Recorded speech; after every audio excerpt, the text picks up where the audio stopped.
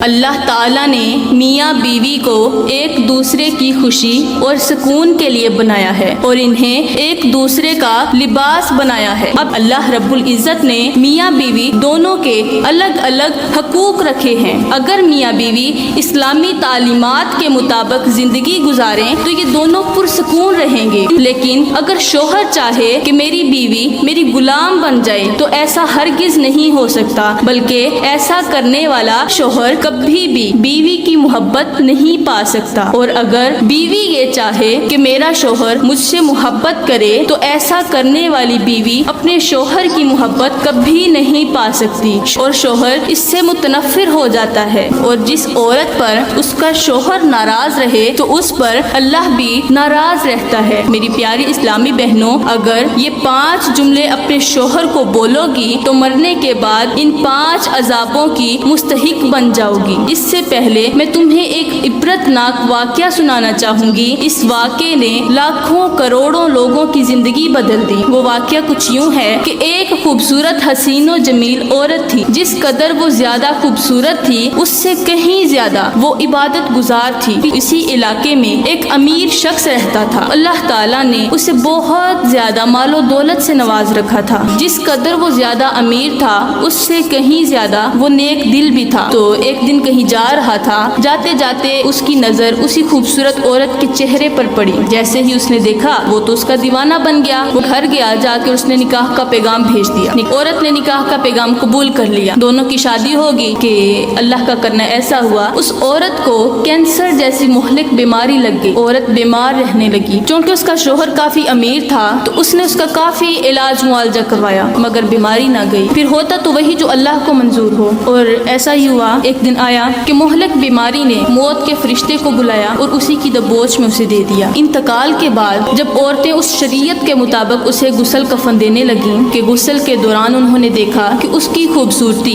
بدصورتی میں بدل چکی تھی۔ اس کے شوہر نے کہا کہ اس کی تدفین کرنے میں تاخیر نہ کی جائے۔ جیسے ہی عزیز و اقارب نے اس کی میت کو کندھے پر اٹھایا تو اٹھانے والوں کو یوں محسوس ہو رہا تھا جیسے انہوں نے کسی میت کو نہیں بلکہ کسی بھاری اور وزنی پتھر کو اپنے کندھے پر اٹھا رکھا ہے۔ قبرستان میں جا کر اس کی نماز جنازہ پڑھائی۔ جب تدفین کا وقت آیا، اس کی قبر کھودی گئی۔ لوگ قبر کھود رہے تھے تو انہوں نے دیکھا کہ اس کے اندر ایک سانپ اور بہت سارے بچھو بیٹھے ہوئے ہیں۔ وہ قبر بند کی، دوسری جگہ قبر کھودی، اس قبر کے اندر پھر سے وہی سانپ اور وہی بچھو بیٹھے ہوئے ہیں۔ لوگوں کی چیخیں نکل گئیں، یہ کیا ماجرا ہے؟ اب اس کو بند کر کے تیسری جگہ قبر کھودی۔ جب تیسری جگہ قبر کھودی تو لوگوں کی پاؤں تلے زمین نکل گئی۔ قبر کے اندر وہی سانپ جو پہلی قبر میں ملا تھا۔ لوگوں نے قبر چھوڑی، بھاگتے گئے مولوی کے پاس۔ مولوی صاحب، یہ ماجرا پیش آ گیا۔ مولوی نے جب پورا ماجرا سنا تو کہا کہ تم جیسے بھی ہو اسی قبر کے اندر اسے دفن کر دو، کیونکہ تم جتنی بھی جگہوں پہ قبر کھودو گے اس کے اندر یہی سین نظر آئے گا۔ اب وہ لوگ پریشان۔ مولوی نے کہا یہ کوئی سانپ نہیں، یہ کوئی بچھو نہیں، بلکہ یہ اس کے عملوں کا نتیجہ ہے۔ لوگ پریشان کہ یہ تو بڑی ہی حسین و جمیل تھی اور عبادت گزار تھی، تو اس نے کون سے برے اعمال کر دیے کہ اس کی قبر میں اتنا بڑا عذاب آ گیا۔ خیر، قبرستان گئے تو جیسے ہی ایک شخص اسے لحد میں اتارنے کے لیے قبر کے اندر اترا تو قبر میں اتنی تپش تھی، اس قدر گرمی تھی کہ اس تپش کی وجہ سے اس کے دونوں پاؤں جل گئے۔ تو کسی بھی حال میں اسے دفن کیا۔ اب لوگوں کے ذہن میں صرف ایک ہی سوال گردش کر رہا تھا کہ آخر اس نے ایسے کون سے گناہ کیے ہیں جن کی وجہ سے اس قدر عذاب نازل ہوا۔ جب تدفین ہو گئی تو اس کے شوہر کے پاس گئے، جا کر کہا کہ ہمیں بھی بتا کہ تیری بیوی ایسے کون سے گناہ کرتی تھی کہ جن گناہوں کی وجہ سے آج اس کے اوپر اس قدر عذاب نازل ہوا۔ تو اس کے شوہر نے کہا کہ جو کچھ بھی ہوتا رہا میں چپ کر کے برداشت کرتا رہا۔ تو انہوں نے کہا وہ تو بڑی ہی نیکوکار تھی، ہاں وہ عبادت گزار تھی۔ اس نے کہا جو کچھ بھی ہوا میں نے اس پر صبر کیا، تو میں کسی کو بتانا تو نہیں چاہتا تھا کیونکہ وہ میری بیوی تھی۔ اللہ تعالیٰ نے سب کو دکھا ہی دیا ہے تو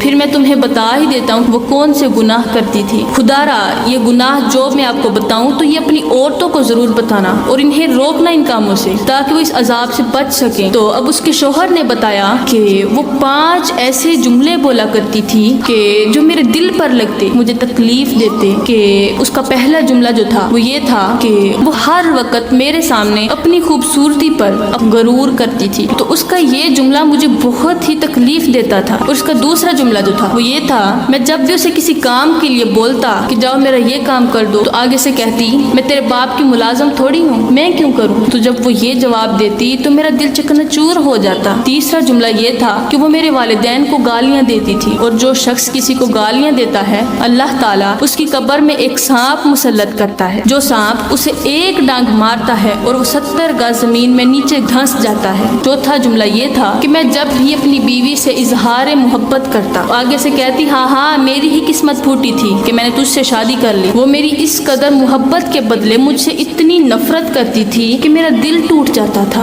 خدا را کبھی کسی کا دل مت دکھانا۔ اس کا پانچواں جملہ یہ تھا کہ میں اس سے جب پوچھتا کہ تم مجھ سے محبت کرتی ہے تو آگے سے جواب دیتی کہ تجھ سے محبت کرنے سے تو بہتر یہی ہے کہ بندہ کسی جانور سے پیار کر لے۔ بس اس کے یہی 5 جملے ہر وقت مجھے اذیت میں مبتلا کرتے تھے۔ وہ دن میں ایک بار نہیں کئی بار یہ جملے بولتی تھی اور میرا دل اتنی بار ہی دکھتا تھا۔ تو خدا را میری اسلامی بہنوں، ان 5 جملوں سے سخت نفرت کرنا، یہ کبھی بھی اپنے شوہر کے سامنے نہ بولنا۔ میں دعا کرتی ہوں کہ اللہ تعالی ہمیں گناہوں سے توبہ کرنے کی توفیق عطا فرمائے، آمین ثم آمین، وما علینا الا البلاغ المبین۔